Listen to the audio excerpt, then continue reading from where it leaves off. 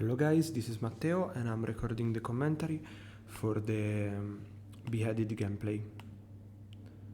I'm recording the commentary after I played the game, so I had time to think about it and hopefully I came up with better ideas to share my thoughts on this game.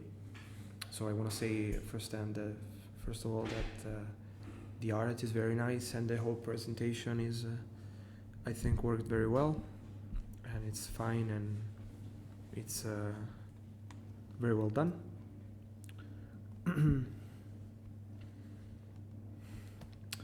I will not comment every little thing I do since I'm not playing the game right now. I'm just, trying to come up with smart things to say.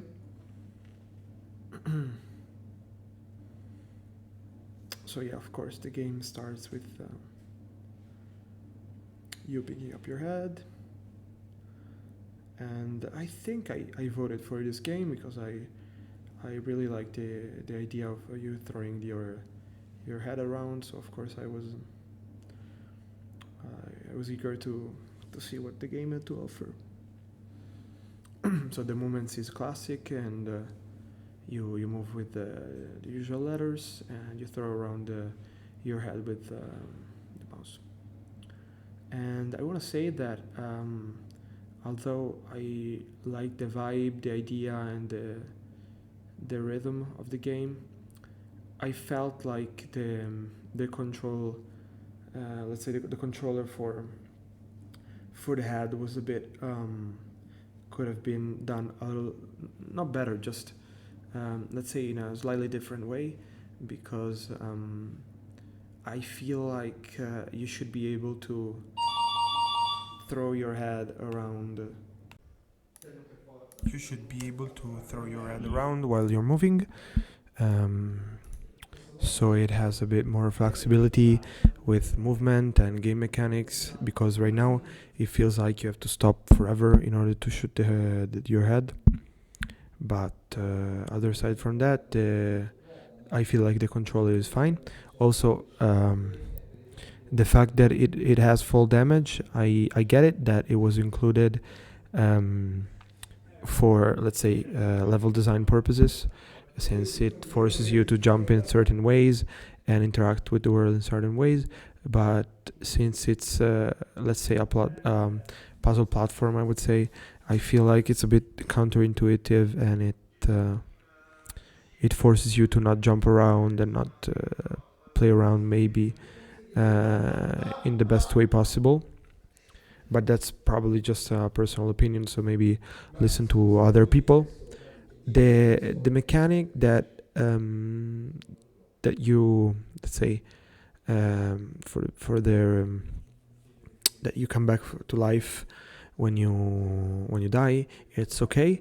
I feel like the mini game could be a little bit better, because right now it feels like it's a bit random, so it's not the best.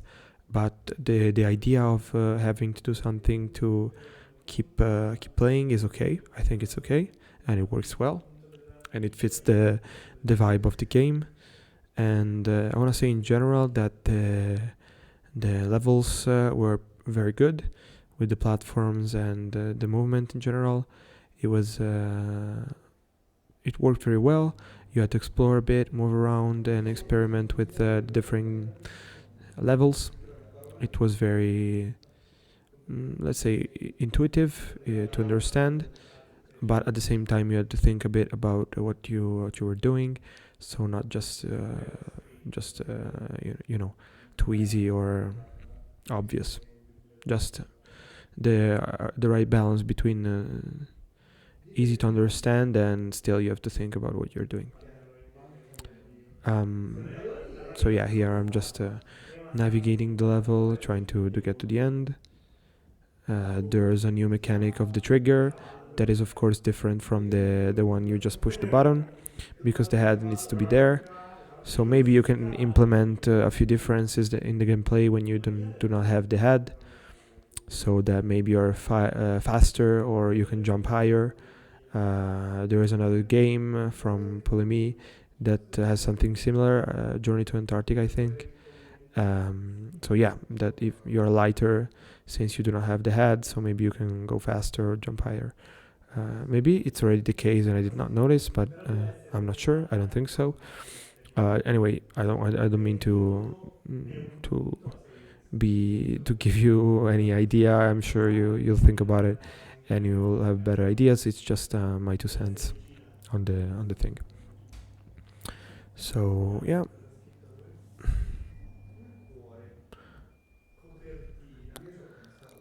I'm not sure what I was thinking here, but if I remember correctly, I just have to go back and press the button again and then go ahead and go back to the door I opened.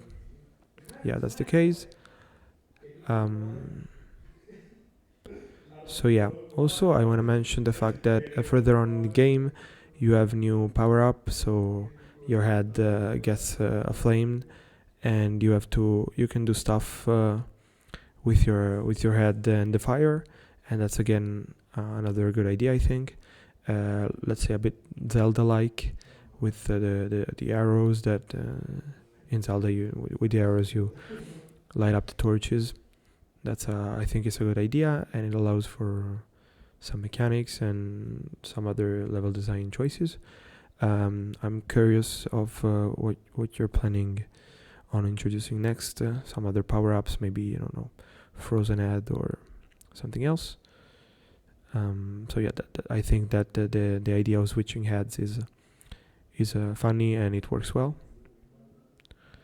So here you have to push the box. So again, physics that is well implemented. You have to drop the box. Yeah, I was just thinking, watching the gameplay. One other thing is that maybe you should be able to, outside of moving when you're shooting, also being able to flip the shooting direction, so that you started aiming to the right, you can also shoot the head to the left, and those kind of controlling improvements that would make the game much better. Of course, it's already very nice, but I feel like the movement and the shooting mechanics are what a bit an improvement on that side is something that this game could benefit from. But aside from that, really everything to me seems very, very solid. I'm not sure. I have plenty of other things to say. So yeah, I think maybe I'll cut the video recording a bit, or maybe I can just leave it there so you can see how I play the game. But I think my comments on the game are what I just said. I hope it's clear. And apart from that, I think the ideas you implemented work very well, and in general the game is very solid. Apart from the few critics I made, which are, I think, fall damage, the death minigame, and a bit the controllers for the shooting of the head. Aside from that, very solid work. I liked it very much. I think it's interesting with the different power-ups of the head. So yeah, great work, and I'll be sure to check this game out again very soon. Thank you, guys.